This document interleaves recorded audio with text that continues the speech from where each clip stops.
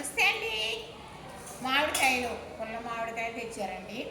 అవేనండి ఇప్పుడు పునాసకాయ వస్తాయి కదా, ఇవి మళ్ళీ తర్వాత కొన్నాళ్ళు పోతే రావు. తర్వాత మామిడికాయ కావాలి అంటే మనకి ఎలాగంటే ఇప్పుడు ఇలా చేసుకుంటే మనం ఎప్పుడు మామిడికాయ వండుకోవాలన్నా వండుకోవచ్చు అనమాట. ఉల్లి ముక్కలండి, ఇగో ఉల్లి ముక్కల్లాగా ఇలా కోసేసి చక్కగా దీన్ని ఉప్పు వేసి పసుపును ఒక డబ్బాలో పెట్టుకుని మనం ఫ్రిడ్జ్లో పెట్టుకోవచ్చు.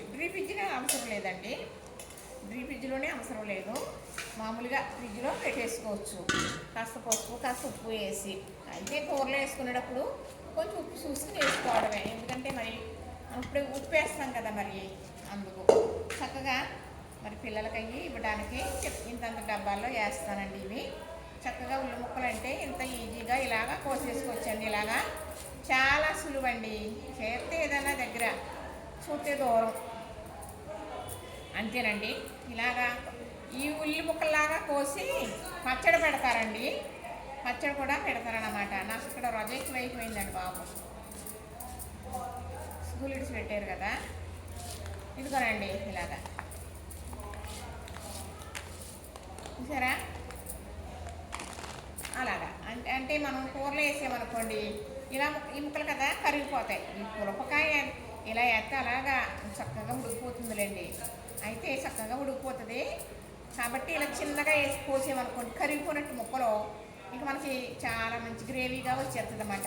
అందుకే ఇలా కోసేసి ఉంచుతానండి నేనైతే. మరి నా పని ఇది, ఎక్కడ నేను చూడలేదు లేదండి. కాకపోతే కూర అయితే మాత్రం ఎలాగంటే ఎండబెట్టేసుకునేవారన్నమాట అండి. మాగాయ బద్దలు అనేసి, మాగాయ బద్దలు అనేవారన్నమాట.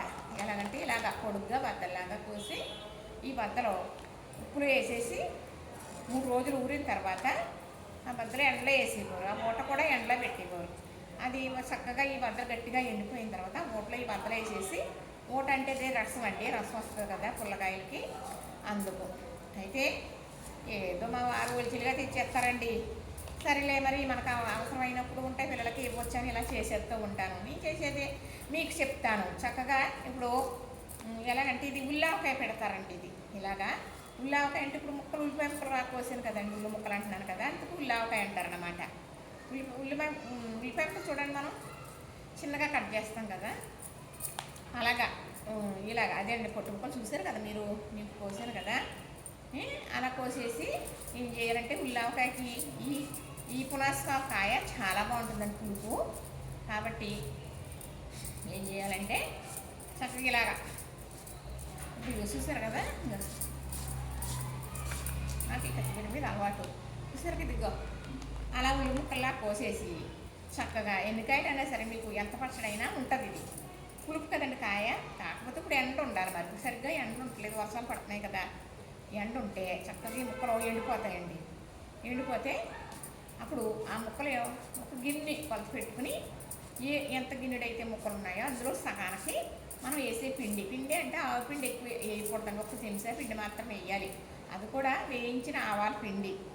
మెంతులు వేసుకోవాలి, మనం ముక్కలను పట్టి వేసుకోవాలండి. ఆ పచ్చడి పట్టినప్పుడు ఆ క్వాలిటీలు చెప్తాను, అలా తెలుస్తుంది. మరి ఇప్పుడు ఎలా చెప్పాను నేను, సపోజు ఒక 10 కాయలు పెట్టుకోవాలనుకున్నారనుకో, ఏదో గిన్నె చూసుకుని పెట్టుకోండి కొలత. ఆ గిన్నెడు ముక్కలు అమ్మినాయి అనుకోండి, ఆ గిన్నెడు ముక్కలు అయితే అందులో సగం వేయాలి మనం. వేసి ఉప్పు కారం, మెంతిపిండి అయితే ఆవు పిండి అయితే ఆవు పిండి కొంచెం వేయాలి, కొంత రుచి కోసం. ఒక చెంచాడు వేయించింది మెంతుల పిండి మరి ముక్కలను బట్టి వేసుకోవచ్చండి. ఒక సేరు గిన్నె, అదేనండి కేజీ పప్పు ఉందనుకోండి, గిన్నెలో పోతే గిన్నె నిండిపోయింది అనుకో, అది కేజీ గిన్నె అంటారనమాట. అలా గిన్నెడు వచ్చినాయి అనుకోండి, అందులో ఆపు వేసుకోవాలి మనం. ఇందులో వేసే ఉప్పు కారం పిండి. అప్పుడు ఏం చేయాలి, ఎండిపోయి అన్నీ ఉన్నాయనుకోండి, అప్పుడు మెంతులు ఆ చేరుగిన్నెడు ముక్కలు ఉంటే కనుక 50 గ్రాములు మెంతులు చక్కగా ఎర్రగా వేయించేసి మరి మిక్సీలో పిండి ఆడేసుకోవాలండి. ఎర్ర కమ్మట వాసన అవుతుంది, దానివల్ల పచ్చడికి కమ్మదనం వస్తుంది, మంచి సువాసన ఉంటుంది. సలవండి పచ్చడి, వేడి అనేది ఉండదన్నమాట. ఇంకా వేడి చేయదు పచ్చడి, సలవ అనమాట అండి. అందుకు మెంతిపిండి వేస్తాం, మెంతావకాయ అంటారు, ఉల్లావకాయ అంటారు. ఇలా ఉల్లిపాయ ముక్కలా కోస్తాం కాబట్టి చిన్న ముక్కలు, అందుకు ఉల్లావకాయ అంటారన్నమాట అండి. ఇది పునాసకాయలు కూడా పెట్టుకోవచ్చు, కాకపోతే ఎండ ఉండాలి మనకి. మరి ఎండాలి, ఈ ఎండలో పోసిన తర్వాత ఈ ముక్కలో మన చేతికి అంటుకోకుండా విడిగా ఉండేటట్టు ఆరిపోవాలి. అప్పుడే మనకి పచ్చడి నిలవ ఉంటుంది అనమాట. ఇది పులుపు ఎక్కువ ఉంటుందండి. ఉల్లావకాయ అనే దానికి పులుపు ఎక్కువ ఉండాలన్నమాట. ఎంత పులుపు ఉంటే అంత పచ్చడి బాగుంటుంది అనమాట. నిజంగా పచ్చడి పట్టారనుకోండి ఒకసారి, ఇంకెప్పుడు ఆ పచ్చడే తింటానంటారా. ఆ పచ్చడి అయిపోయి కూరే చేసుకోరు నన్ను అడిగితే. అంత రుచి మాట అండి. అన్నంలో పప్పు నూనె కానీ మరి అలాగే పల్లి నూనె కానీ వేసి పెట్టారనుకోండి, ఆ పచ్చడి అంత బాగుంటుందండి. ఆవకాయ పచ్చడికి మనం ఇదంటారు ప్రిపరేషన్ ఏదో అంటారు కదా, ఈ గౌరవిస్తాం. కానీ ఆవకాయ ఇంకా అమృతం అనుకుంటాం. అంతకన్నా అమృతం అని రకరకాల పచ్చళ్ళు చాలా ఉన్నాయండి. అందులో ఉల్లావకాయ ఫస్ట్ అంత బాగుంటుంది మాట అండి. అలా పచ్చడి తయారయ్యాక మనం ఎండుకోని మొక్కలు ఈ పిండి ఇవన్నీ కలిపేస్తాం కదా, నేను చెప్పినట్టుగా పిండి చేసి చెప్పాను కదండి. కలిపింది ఒక దాంట్లో వేసి ఒక బొటంతో ఇలా ఇలా ఇలా ఇలా ఇలా తినేటప్పటికి అదొక మంచి బంకలాగా వస్తుంది అన్నమాట. ఓ పెద్ద అవస్థ పడిపోయాను కాదు, అది కలుస్తుంది ఒక బంకలా వస్తుంది. కాస్త నెల్లిపాయలు దంచేసి వేసేసి, ఇంత గిన్నెడు పచ్చడికి ఈ నెల్లిపాయలు దంచేసి వేసేయాలి కొంచెం పచ్చాగా.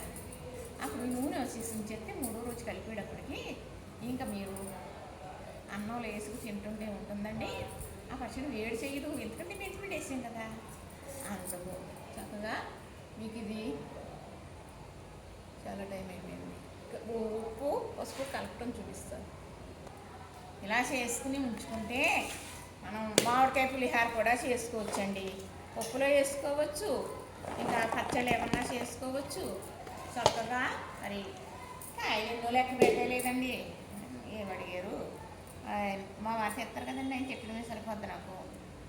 చక్కగా 5, 10, 15, 16, 17, 18, 19, 20, 23, 25 కాయలండి. 2 చెక్కలు ఎదురు చేశాను కదా, 25 కాయలండి. పెద్ద చక్కగా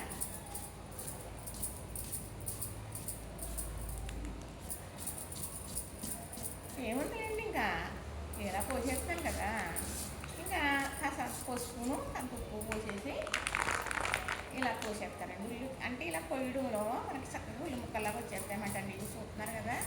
అంటే ఇలా ఖర్చు పెట్టుకోకండి, మీరు షాంపూ అలవాటు ఉన్నప్పుడు కూడా ఇలా పోసేయచ్చండి. చక్కగా పోసుకొచ్చమ్మా చక్కగా పోసుకుని ఏమీ సెట్టింపు ఉండదు. అంటే ఉప్పు పసుపు వేస్తాం కదా, చెడిపోతుంది, నిలవదే, నిలవ ఇలాంటివి అలాంటివి ఏమి ఉండదండి. ఇది ఉడకబెట్టింది అయ్యి కాదు కదా. ఎప్పుడైతే ఉప్పు వేసేమో మనం ఇది నిలవ ఆగిపోతుంది అన్నమాట. ఇంకా పులుపు కదండి, పులుపుకి ఉప్పుకి సంబంధం ఉంటుంది. ఎన్నాళ్ళైనా స్టాండర్డ్గా ఉండిపోద్ది అన్నమాట.